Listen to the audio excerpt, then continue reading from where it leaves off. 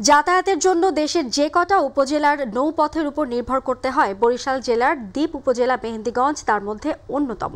রাজধানী ঢাকা ও বিভাগীয় নগরী থেকে উপজেলা সদর সহ বিভিন্ন ইউনিয়নে যাতায়াতের প্রধান এবং অনেক ক্ষেত্রে একমাত্র মাধ্যম নৌযান। তবে যাত্রীদের অভিযোগ, এই সুযোগকে কাজে লাগিয়ে অতিরিক্ত ভাড়া আদায় করছে নৌযানগুলো। প্রতিনিধি মোস্তাফিজুর রহমান শিবলুকে সাথে নিয়ে মাহবুব সৈকতের রিপোর্ট। দেশের নদীমাতৃক এলাকা বলতে এখনও যে সকল জনপদকে বুঝায়, বরিশাল জেলার দ্বীপ উপজেলা মেহেন্দিগঞ্জ তার মধ্যে অন্যতম। মেঘনা, তেঁতুলিয়া, ইলিশা, মাছকাটা, কালাবদরের মতো স্রোতস্বিনী নদী দিয়ে ঘেরা এই উপজেলার ১৬টি ইউনিয়ন। স্বাভাবিকভাবেই যাতায়াতে এই এলাকার অন্যতম প্রধান মাধ্যম নৌপথ। বিশেষ করে জেলা ও বিভাগীয় নগরী বরিশাল এবং রাজধানী ঢাকার সাথে উপজেলার সদরসহ বিভিন্ন এলাকার যোগাযোগের একমাত্র মাধ্যমও নৌযান। আমরা মেহেন্দিগঞ্জবাসী কিন্তু পদ্মা সেতু সুফল পাচ্ছি না। আমাদের যোগাযোগ মাধ্যম হলো একমাত্র লঞ্চ। প্রায় ১৫-১৬টি লঞ্চ যাতায়াত করে। আমাদের যাত্রীদের এখনও দুর্ভোগ লাঘব কমে নেয়।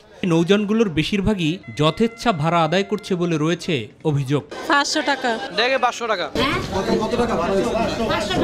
গুরুত্বপূর্ণ সময়ে চলাচলকারী কয়েকটি পরিবহনে নেই তেমন সুযোগ সুবিধা, কিন্তু তারাও যাত্রীদের জিম্মি করে অতিরিক্ত ভাড়া আদায় করছে বলে উঠেছে অভিযোগ। কই ওরা ৩০০ টাকা, লঞ্চে আটকে নেই ওরা ৫০০ টাকা, ৪০০ টাকা দেয় না, একটু দামা খাওয়া। তারা বলে নেয় কম নিব বললিয়া, কিন্তু আসার সময় জিম্মি করে ঠিক মতো টাকা তারা পুরা টাকা আদায় করে নিয়ে নেয়। কয়েকটি লঞ্চে আবার রাখা হয়নি কোনো ডেক শ্রেণী। অতি মুনাফার লোভে উভয় তলাতেই বসিয়ে দিয়েছে চেয়ার।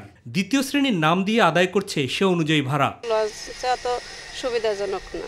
নরমাল সুপার ভাড়া নিচ্ছে ৬০০ টাকা। যেখানে আমরা বরিশাল যেতে পারতেছি ১০০০ টাকায় কেবিন, সেখানে আমরা মেহেন্দিগঞ্জে ইকোনমি চেয়ারও পাচ্ছি না, দাঁড়ায় দাঁড়ায় যেতে হয়, সেখানে আমাদের ভাড়া নিচ্ছে ৭০০ টাকা। বিনয়ের সাথে অনুরোধ করি আমাদের এই ভাড়াটা যেন বেশি না হয়। এছাড়া যে সকল শিক্ষার্থীরা রাজধানীর বিভিন্ন শিক্ষা প্রতিষ্ঠানে অধ্যয়ন করে, তাদের জন্য যাতায়াত হয়ে পড়ছে কষ্টসাধ্য। অতিরিক্ত আদায় করা হচ্ছে। আমরা স্টুডেন্ট হওয়া সত্ত্বেও আমরা লঞ্চে যাওয়ার জন্য কোনো অতিরিক্ত সুযোগ পাচ্ছি না। সেবার তুলনায় ভাড়া বেশি নেওয়া হচ্ছে। বিআইডব্লিউটি এর সাথে কথা বলে যাতে জনগণ দুর্ভোগ নিরসন করার জন্য খুব দ্রুত পদক্ষেপ গ্রহণ করব। এ ব্যাপারে কথা হয় দেখভালের দায়িত্বে থাকা কর্তৃপক্ষের সংশ্লিষ্ট বিভাগের পরিচালকের সাথে।